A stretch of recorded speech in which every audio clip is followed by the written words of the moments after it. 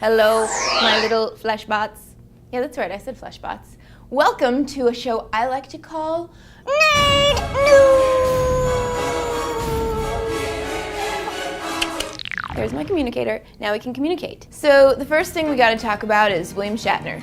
William Shatner is no longer just William Shatner, Captain Kirk. He is now also Dr. Schatz. William Shatner has been given an honorary doctorate degree from McGill University. So now he's a doctor of letters, which looks something like this. I'm so sorry to hear you're feeling poorly. Let's listen. Oh yeah, here's the problem. You're going to be an M. Speaking of Star Trek things, let's talk video games. The Star Trek game was previewed this week at E3, which is happening in Los Angeles right now. It's the video game conference. I'm not a big gamer, I think you guys know that, but I'm going to start giving you gamer news because you've asked for it. There's a Star Trek game that was previewed, and apparently it looks really cool. There's a preview of the game on the site of Hardcore Nerdity. It's apparently much better than the last Star Trek game, which was more like a Space Invader-y kind of thing with just the ships. But with this, you have lots of characters, you can play Spock. So it looks really cool and way better than the last one. People are excited about this. In other video game news, the new Batman Arkham Asylum game, there's a sequel to the original, which was incredibly popular and everyone loved. This one is supposed to be equally amazing. The world is much bigger and the playing lasts longer. Catwoman has her own story in it, and you can go into her world just with her. Speaking of Catwoman, Anne Hathaway on the set of The Dark Knight Rises,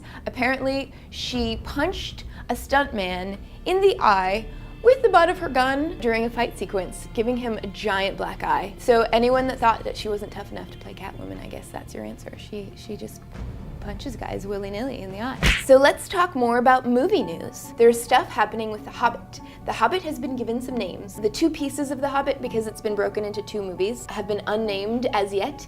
They are called The Unexpected Journey and There and Back Again. I love the names. I think it's a huge, fond tip of the hat to the books. Also, the news broke that Legolas is coming back for The Hobbit, and it's going to be Orlando Bloom because, he plays an elf, so he's immortal. He can live for a long time and still look the same. He's awesome in that part. I'm really excited to see him, pulling his bow, pulling the string on his bow many times again. I think it's gonna be great. It seems like I talk about Hunger Games every week now, but you guys are insatiable when it comes to Hunger Games, so I'm just gonna tell you more about casting. Effie Trinket has been cast, and it's Elizabeth Banks. Woody Harrelson has been cast as Hamish Abernathy, which is interesting. He's a very playful actor. Donald Sutherland, who's an amazing Canadian actor, has been cast as President Snow, and Lenny Kravitz has been cast as Cinna. So this sounds like cool casting. How do you guys feel? Let me know. Okay guys, ready for science news? So you know how we've been searching for life on other planets by looking for evidence of water? Because that makes things grow and would make life happen? What they've discovered a couple of months ago is that life can actually grow in arsenic. So to speak more about that is a friend that I made at the NASA labs a couple weeks ago. Here's a little clip. Searching for life.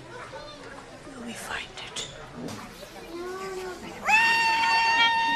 My interest is looking for the signs of biology on other planets. We're talking about microbes, bacteria in particular. Quite amazingly, one of the most durable signs of former life on Earth, and we hope in other planets, is the breath they breathed out. Organisms, we take carbon and we burn it inside ourselves, and we breathe out carbon dioxide. If you're a microbe, you can do the same. You can breathe out carbon dioxide. That carbon dioxide can be trapped and turned into a mineral. We've looked at this on Earth, and we get massive great chunks of material which have been lasting for hundreds of millions of years. And we know they came, basically, the exhaled breath of microbes. It's so poetic. It's lovely, isn't it? So that's all the nerd news that I could muster up for this week, guys. I hope you had an amazing weekend. Here's your fist kisses. Eskimo kisses.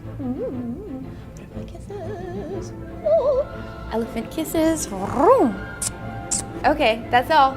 I hope you guys have a great week. I'll see you on Wednesday, and